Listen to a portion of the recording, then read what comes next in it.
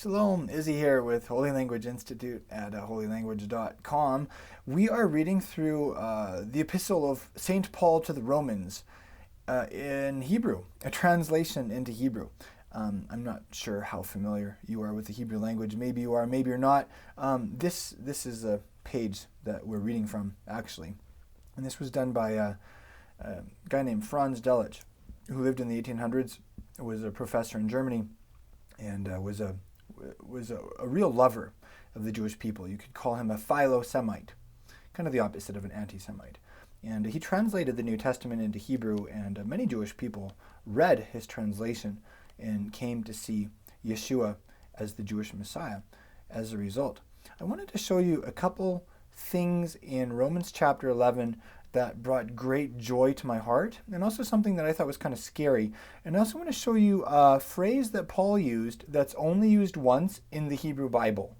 And then maybe we've got to ask ourselves, why did he use this phrase? All right, so firstly, it's really beautiful how Paul talks about how God sees the nation of Israel and the Jewish community, and how he talks with like so much hope. Or a couple thousand years ago, Paul talked with so much hope about the future of the Jewish people. And in a previous lesson, we were reading a couple of verses up here where he talked about like how much more will their acceptance and their fulfillment be. Those were words of great hope. And he also he went on to say more very positive things. Like, for instance, he uses this analogy of grafting branches into a tree. And he says that believers from the nations, it's like they're taken from a wild olive tree and they're grafted into this cultivated olive tree of Israel. And then he says the Jewish people who have been separated from God for whatever reasons, they need to be grafted in too. That's kind of the half of the equation that maybe doesn't get as much airtime. Everybody needs to be grafted in, and it's in all cases it's through faith, believing God and what He has said in His Word. And being faithful to Him in that covenant relationship with Him. So we're all grafted in through that faith. And then check this out. He says, okay, so if you were cut off from what is by nature a wild olive tree, and you were grafted contrary to nature into a cultivated olive tree, how much more will these who are the natural branches be grafted into their own olive tree? So again, there's a lot of hope in that right there. And here's another thing that gives me great hope that I think sometimes we gloss over and we don't catch. Some people have very negative and kind of black and white views of Israel or of the Jewish people, after the destruction of the Second Temple. Some people are like, well, basically, the Jews rejected Jesus, so God rejected them and sent the Romans to destroy the temple, and it's all over. It's over. And there's and a lot of people often, they won't see any point in reading historic Jewish literature or, the interpretations of the Torah by the rabbis, because they'll say, well, obviously they had no relationship with God. They didn't have the Spirit. They rejected Jesus as the Messiah. So, they're write-offs. Why, at best, maybe they're even evil. So, why would we ever pay any attention to them? And I think that's an off-base attitude, and I'll show you why. It's because of what Paul said. He said that he said that there's a secret, there's a mystery that we need to know about, because if we don't, we're going to get proud. He said a partial hardening has happened to Israel until the fullness of the Gentiles has come in. So notice that. Paul said, yes, there's this hardening that's happened with Israel. There's some hard-heartedness. There's hard-heartedness, but notice that he qualified it with two things. Firstly, he said it's partial, so it's not complete. It's a partial hardening. And secondly, he said until. In other words, it's temporary. So that's really important to recognize. Yes, there's a hardness there, but it's partial and it's temporary. It's for a specific period of time and for a specific reason, relating to God's big plan to save the world and to bring the nations back into His family and to bring that salvation and healing to all of humanity. So that's the reason. And so what does that tell you? What does that tell you about, let's say, God's relationship with the Jewish community after the Second Temple was destroyed? There was a couple hundred years in there where the Mishnah, the oral law, was being written down. And then the commentary on the Mishnah, the Gemara, was being written down. What does that tell you about God's relationship with the Jewish community and with the leaders of the Jewish community, the rabbis, during that time? Well, what it tells me is there was a softness in their hearts towards God. There was a tenderness there towards His Spirit. Was it complete? No, but that was God's choice, and that was actually for a reason. So that's really important to remember, that the Jewish people have had an ongoing relationship with God. Has it been everything that it could be? Has it been complete? No, it hasn't. Has there been some hard-heartedness there on the part of some individuals? Yes, there has. Has there even been some blindness, spiritually speaking? Yes, there has. But it's not so black and white that you can just say, and they're all write-offs and God is done with them and they're not relevant.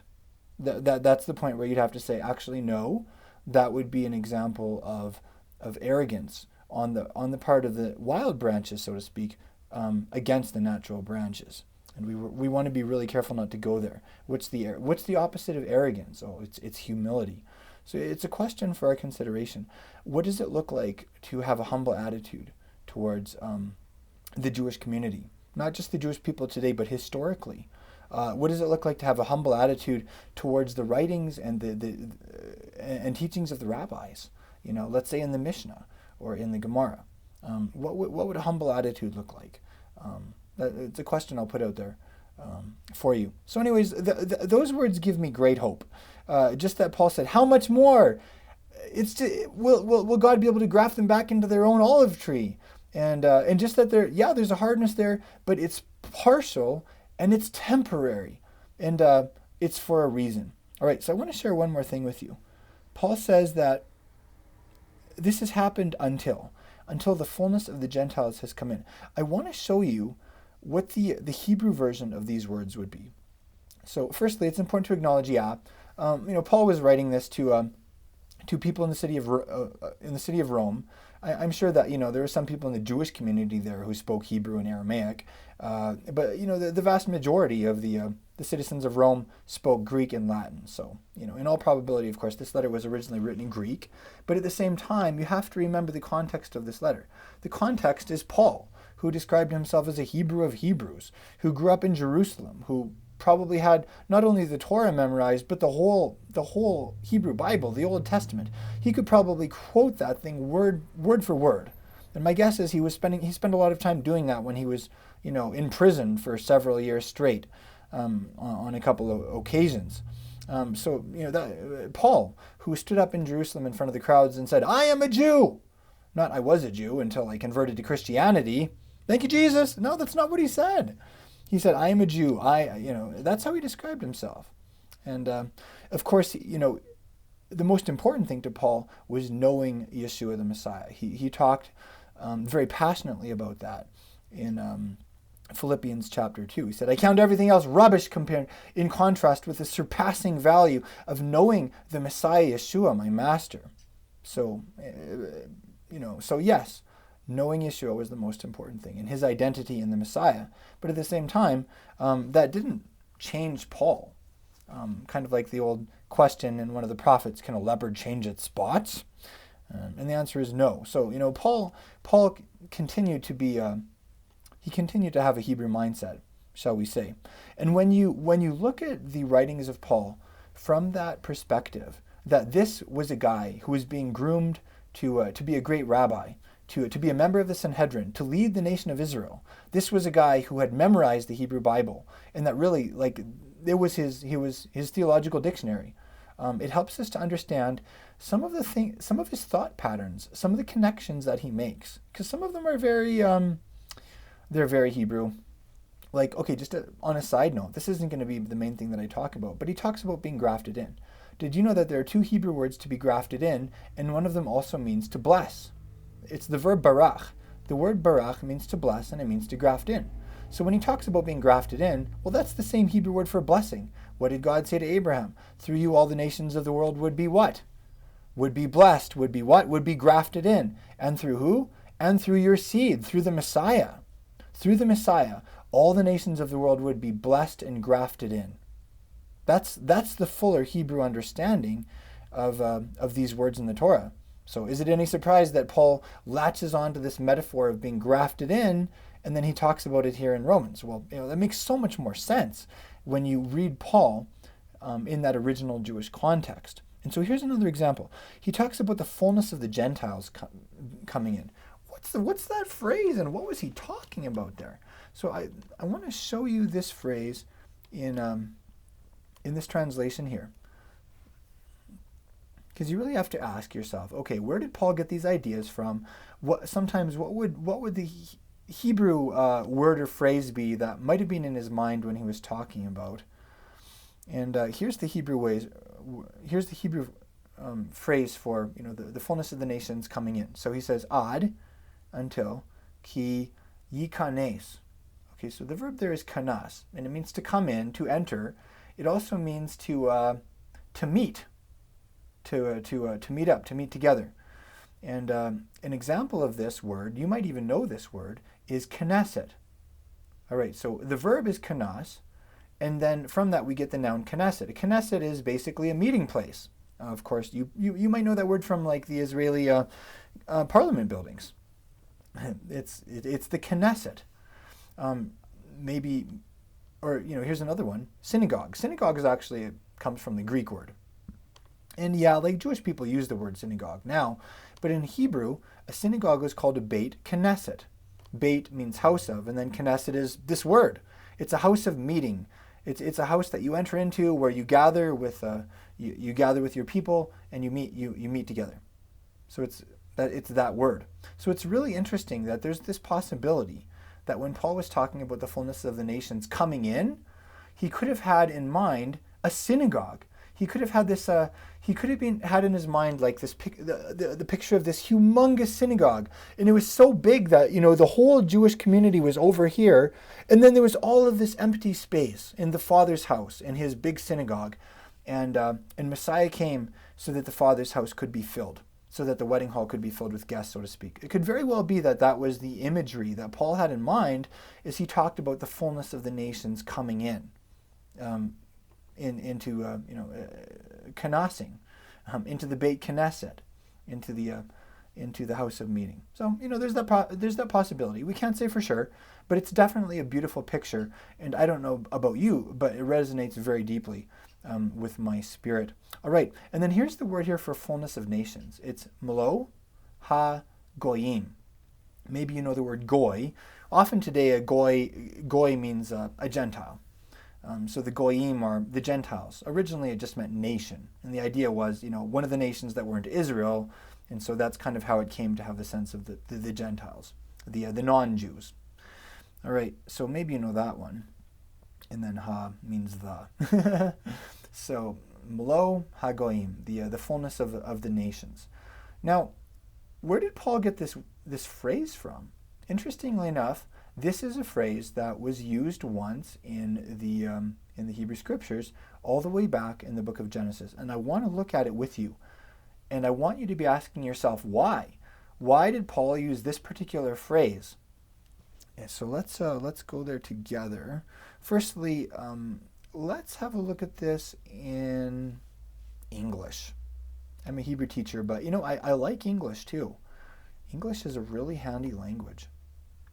Okay, but way in the book of way back in the book of Genesis towards the end, the story of Jacob blessing Joseph's two sons and crossing his hands so that his right hand actually went on the head of the younger, and so the younger one, Ephraim, or Ephraim as he's sometimes called in English, Ephraim got the double portion blessing of the firstborn, and he said a couple of rather cryptic things. Well, one of the things he said, by you Israel will pronounce blessing, saying, may God make you like Ephraim and Manasseh. Why? What was it about Ephraim and Manasseh where that would be the blessing? And interestingly enough, to this day, this happens every Friday night in every observant Jewish home around the world. The father lays his hands upon the heads of his sons and he says, Yasimcha Elohim Ephraim v'che Menashe. May God make you like Ephraim and Manasseh. So every Jewish boy who has an observant dad grows up with his dad saying every single weekend, so may God make you like Ephraim and Manasseh. So what's the deal? What was it about Ephraim and Manasseh that was so you want to be like these guys? That's interesting in and of itself, and rather cryptic if you ask me. And then he also went on to say this. Okay, so Jacob says, Manasseh will become a people, and he also will be great. However, his younger brother shall be greater than he, and his descendants shall become a multitude of nations. Now, this phrase here, multitude of nations, why don't we look at it in the Hebrew, and you tell me if the New American Standard is actually entirely accurate here. Because the answer is no, it isn't. But I'm not just going to tell you to believe that. I'll have you look at this with me. Okay, so check this out. He says, Ve'ulam, and however, achiv, so his brother, hakaton, the little one, yigdal, he will become bigger, greater, mimenu, than him. Vizaro, so that's and his zera, his seed, which is his offspring, his descendants, will be, or will become, malo hagoyim. There's our word right there. So this is a phrase that's only used once in the Torah, and it's used in reference to Joseph and his children, specifically the younger born, Ephraim. So the Torah prophesies that eventually Ephraim would become would fill the nations, would become this fullness of the nation. What does that mean? All right, let's go back here to the New American Standard Translation. I'm not sure if you use eSword. It's really quite a handy tool. And here's one of the reasons it's so handy, because you can compare different translations and how they render things. So here's an example. We're going to highlight verse 19 here, then we're going to hit compare, and it's going to show how it's phrased in the different translations that I have loaded on my instance of this. All right. So Complete Jewish Bible, grow into many nations. ESV, a multitude of nations. Multitude. So it looks like this is a pretty popular rendering here. NIV, a group. Okay, here we go. We have a couple of versions that actually give you what it literally says. The Tree of Life version, which is a Messianic Jewish version, his seed will be the fullness of the nations. And then also Young's Literal, which is an older, very literal translation, his seed is the fullness of the nations. All right, so there it is. So apparently there are a couple there that do actually phrase that in a literal sense. And when the New American Standard is touted as being the most word for word or literal translation, but they don't translate that literally, you have to ask why. And no, it's not because of any conspiracy theory. It's just because it doesn't make sense. His seed will become a fullness of the nation. What is that supposed to mean? That's not even English. Do you know what I mean? So anyways, I'm just putting that out there to you as a question. I don't have all the answers, but it's interesting that when Paul talked about, it's almost like the Jewish community, they were put on, it's almost like they were put on pause for a very long time. There was this exile, and then there was this partial hardening, and God was doing stuff with the nations of the world. And you have to ask yourself why. Why did Paul use this phrase, the fullness of the nations, that goes all the way back to Joseph and Ephraim? Well, here's a question. Obviously, Joseph's story happened for a reason, and it's very prophetic of the Messiah. There's a reason that Yeshua's adopted father was named Joseph. Yeshua's, his legal name was Yeshua ben Yosef, Jesus the son of Joseph, so to speak. And interestingly enough, in Judaism, there's a belief that there will be two messiahs. There will be one who is the Messiah, son of Joseph, who will be something of a failed Messiah. He'll suffer and die. And then there's also going to be the Messiah, son of David, who is the king Messiah, who actually succeeds and conquers. And so it's interesting that that in Judaism there's this belief that there's this Messiah, son of Joseph, because apparently there's just something about Joseph that's very messianic, but it doesn't make sense because Joseph got rejected by Judah and his brothers, and Joseph ended up being becoming a victim of human trafficking, so to speak, and being sold into slavery, and was falsely accused by his master's wife, and he just went down and down the rungs of the ladder. And then finally, when his brothers come to him, they don't even recognize him, and Joseph's not very forthright about his true identity. He really plays along for a while, and as far as they can tell, he's just another Egyptian, except a very powerful one that they bow to and that they beg. And he speaks Egyptian. He uses a translator to talk with them. From all appearances, he practices the Egyptian religion. He has this silver divining cup. So what's the deal? What is it about Joseph that's a picture of the Messiah? That's a big question. Another question is, what is it about Joseph and his children that is a picture of Gentile believers in the Messiah? Interesting.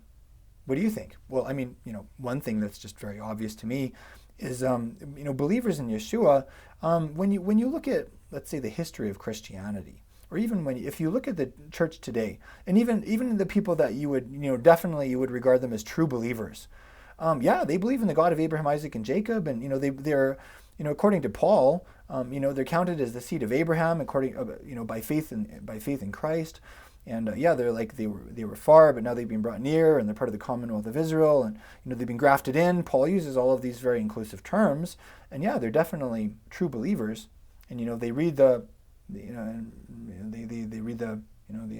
Hebrew Bible, probably not in Hebrew, but they read it. They know all the old stories about Israel, and and maybe even, but beyond that, it doesn't look like it to the Jewish people. It doesn't look like it's a different religion. Christianity is a different religion, and so it's the story of Joseph and Ephraim is very powerful, because you can see how it's a picture of believers in Messiah from the nations.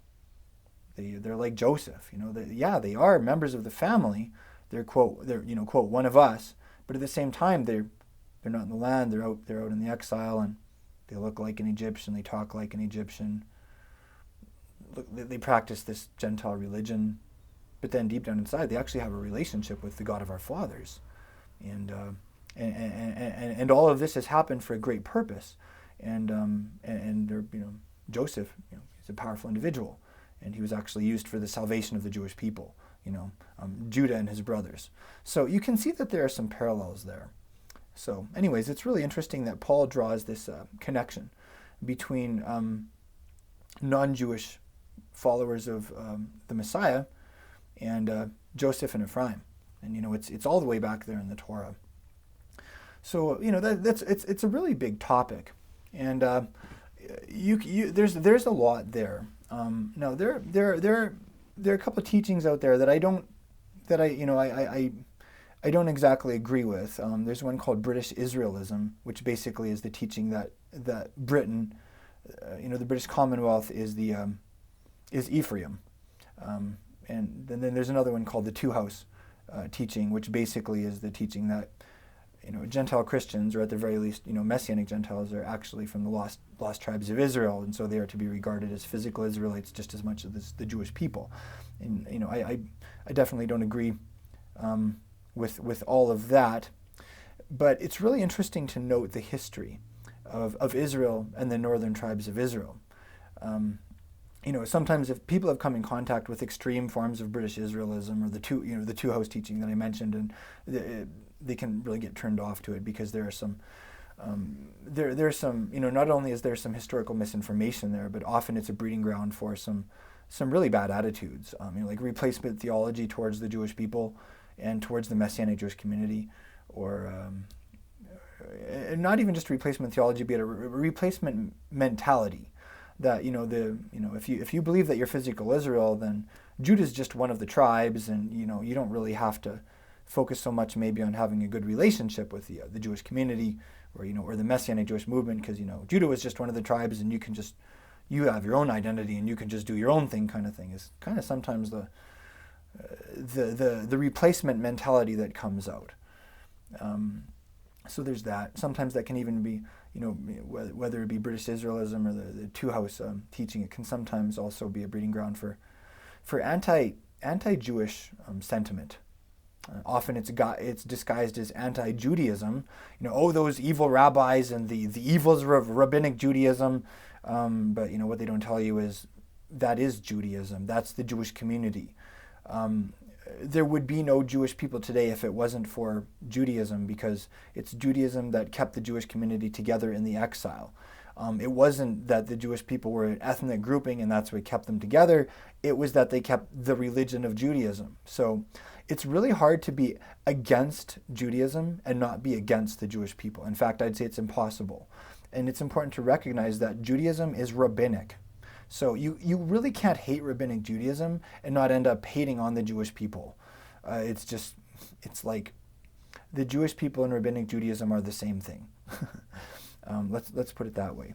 So but sometimes some of these doctrines I just listed, they can be a breeding ground for anti-Jewish sentiments. Sometimes it's just downright anti-Semitism, but it's disguised under behind some of these different masks. But what it boils down to is a lack of love, a lack of respect, a lack of honor, and a lack of humility towards the Jewish community, both today and also historically. So some people see that, and they get very turned off. And anything that sounds like British Israelism or the two-house teaching, they're like, sorry, not interested. I've seen that. I've seen the fruits, and the fruits are very yucky.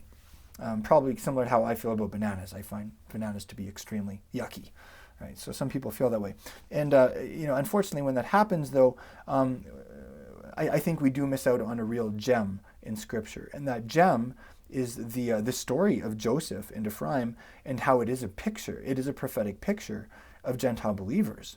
And even if you look at the history of Israel, the story. So Israel split after Solomon into the northern and southern kingdoms. And the southern kingdom was referred to as the house of Judah, or just Judah.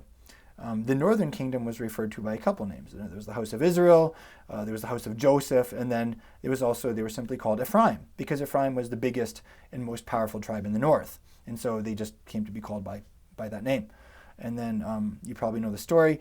They made up their own version of the Torah, their own priesthood, their own festivals, and it went south really fast. Ironically, yes, the northern tribes went south, so to speak, and the Assyrians came through and either just slaughtered them or deported them. The kind of Assyrians had this imperial policy where they played mix and match with people groups.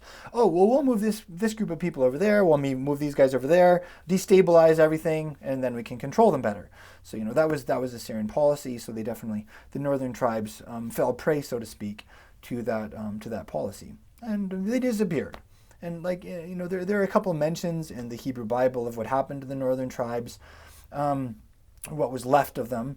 Of course, after the Assyrians came through, they were absolutely just left in tatters. So what was left of them, there are a couple mentions of that. But there's a reason that they became known as the lost tribes, because they were essentially lost to history. And I mean, there are a couple people groups today, and it's theorized that they could be from the lost 10 tribes, out in Asia and down in Africa. And it could very well be,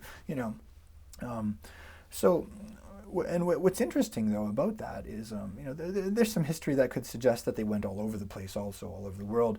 And it could very well be. If you actually count how many ancestors you had from 2,500 years ago, just get out a calculator and do 2 times 2 times 2 times 2, about 80 times, that'll take you to about 2,500 years ago. You have way, way, way, way, way more ancestors than there were people living on the planet back then.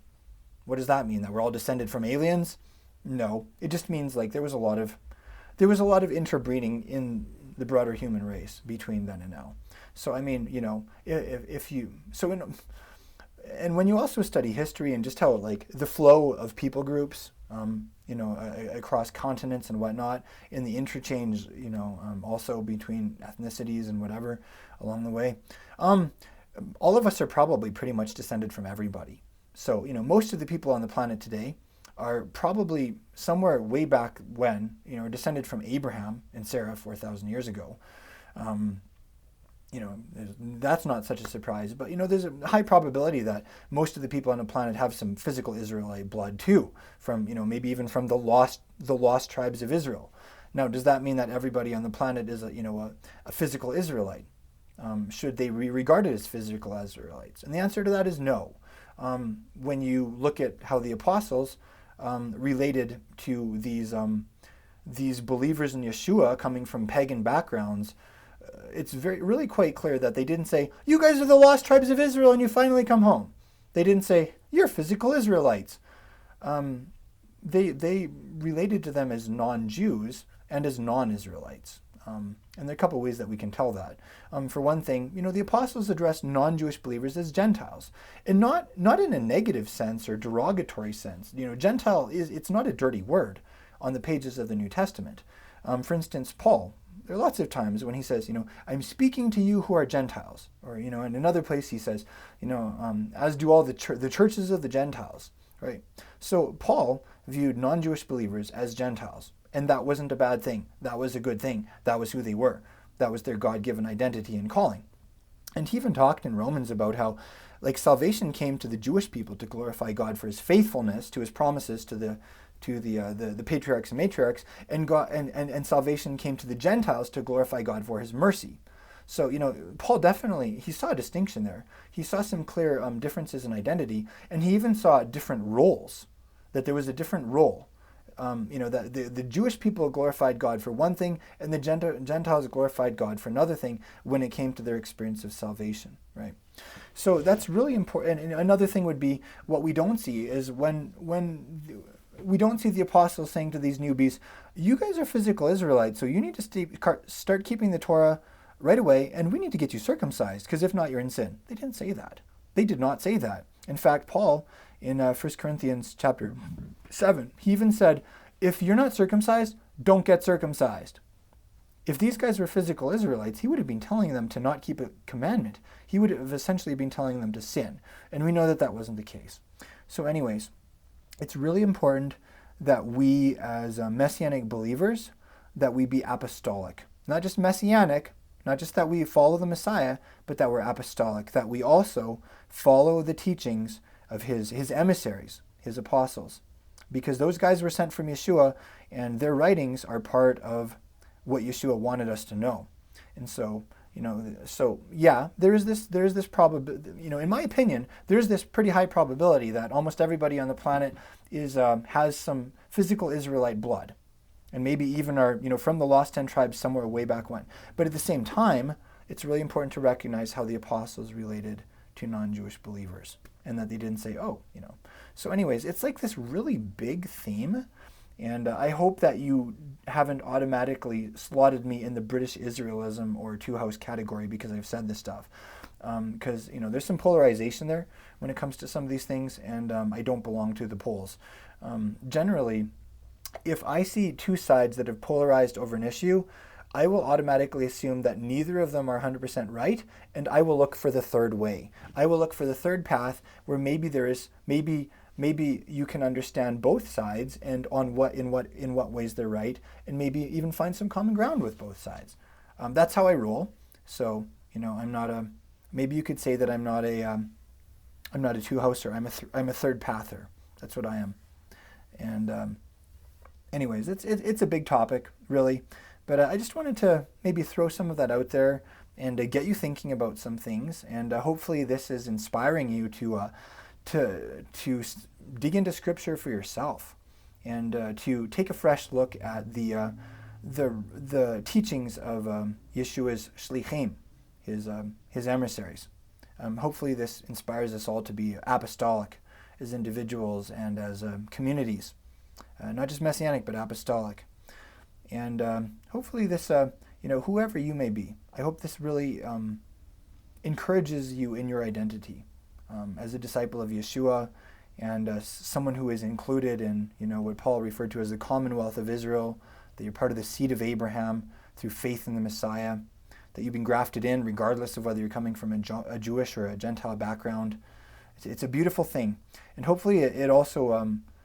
Hopefully it just inspires praise in your heart to God, to see the story of Joseph and Ephraim, and then to see how that played out prophetically, not only in the life of Yeshua of Nazareth, but also in the broader history of the nation of Israel and the nations of the world. So this was actually just one insight from our recent Hebrew verses study that we did, reading through Romans chapter 11. And I would love to have you studying with me on a regular basis and in a deeper way. This is the takeaway from the lesson, really. And hopefully it was a big and very satisfying takeaway for you, but I would love for you to experience more with us. Come see us at holylanguage.com, and this is my invitation to you to become a member. Even if you're not so into the hardcore Hebrew study stuff, which is often what we're about at Holy Language Institute, even if you just enjoy these takeaways and they're a blessing to you, consider becoming a member just to say thank you and to support our teaching. So anyways, thanks again for joining me in this discussion about the Melo HaGoyim, the fullness of the nations, and hopefully you're going to be doing more of your own studies on this from here. Shalom.